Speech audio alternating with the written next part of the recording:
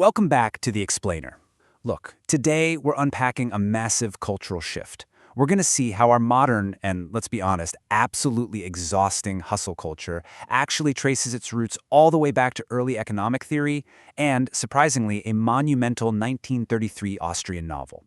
It's a fascinating journey, and it reveals exactly why we feel so constantly pressured to treat our own lives like a startup. Let's get right into it. Think about the modern gig economy for a second. There's this immense pressure right now to brand yourself, right? To optimize your morning routines and somehow figure out how to monetize your weekend hobbies. Which really begs the defining question of our era. Are we all just expected to be entrepreneurs of our own lives now? And where did this intense, unifying expectation actually come from? So here's our roadmap for The Explainer. We'll hit the enterprising spirit, the Austrian school, the 4 entrepreneurial functions, Robert Musil's The Man Without Qualities, 3 views of entrepreneurship, and finally wrap up with the universal entrepreneur. All right, starting with Section 1, the enterprising spirit. Today, we're pretty much governed by this pervasive idea of the entrepreneur of the self. Basically, this means that even our personal vitality, our social lives, and our downtime are managed as if they were commercial enterprises. You aren't just a person anymore, you're a project. You exist to be constantly developed, optimized, and pitched to the world. And this is absolutely crucial to understand because it fundamentally rewires how we view our self-worth and how we interact with the people around us. When literally every waking moment is an opportunity to network or build a personal brand, we totally lose the boundary between our professional output and our inherent human value. Moving right along to Section 2, the Austrian school. Now, look at this. Notice how the historical timeline of economic theory perfectly overlaps with a period of massive social upheaval in Europe. We're looking at a time of deep, deep crisis and passage. The old monarchies were collapsing, institutions were failing left and right, and society was desperately searching for a new unifying order. It was basically a massive vacuum of meaning. And into that vacuum stepped the economists, totally ready to propose a new kind of modern savior. Following this timeline, the entrepreneurial ideal emerges right as the Austro-Hungarian Empire was facing its ultimate decline. Actually, the author Robert Musil satirized this crumbling empire as Kakanya, a place completely bogged down by bureaucracy and a total loss of identity.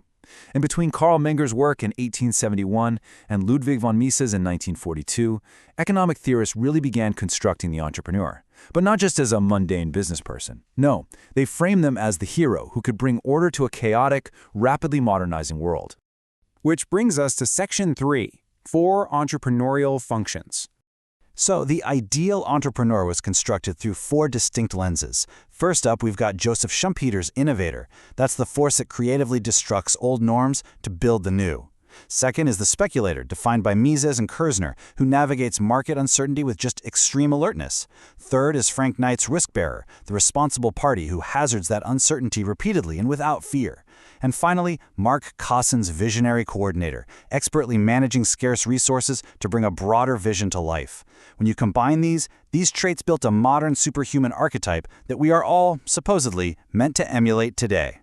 Schumpeter essentially lionized the entrepreneur into a hero with supernormal qualities. Just look at the language in this quote.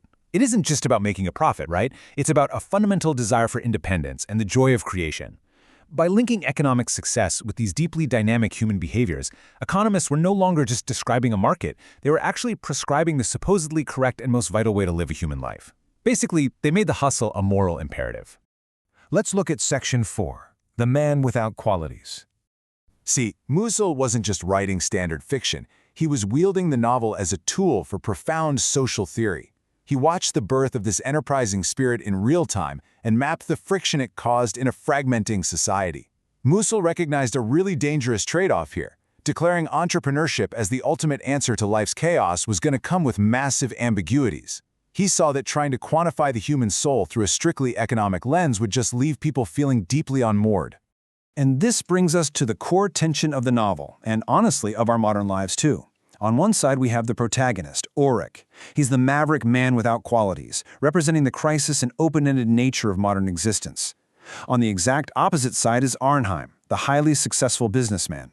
Arnheim is the man with all qualities, the literal embodiment of that all-encompassing entrepreneurial solution.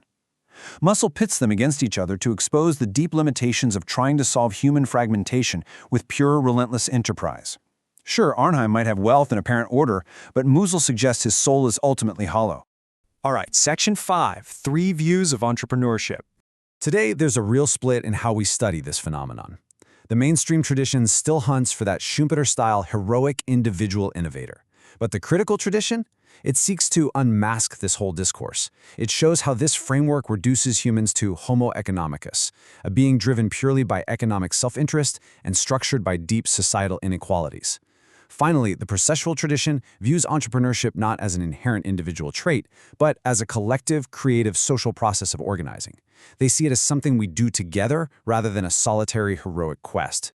The critical tradition, in particular, pulls back the curtain on the dark sides of this ideology. It seeks to deconstruct the smiling mask of universal hustle. Because think about it, when we pretend that absolutely anyone can be a heroic entrepreneur simply by working harder, we deliberately obscure the deeply entrenched privileges that actually dictate success.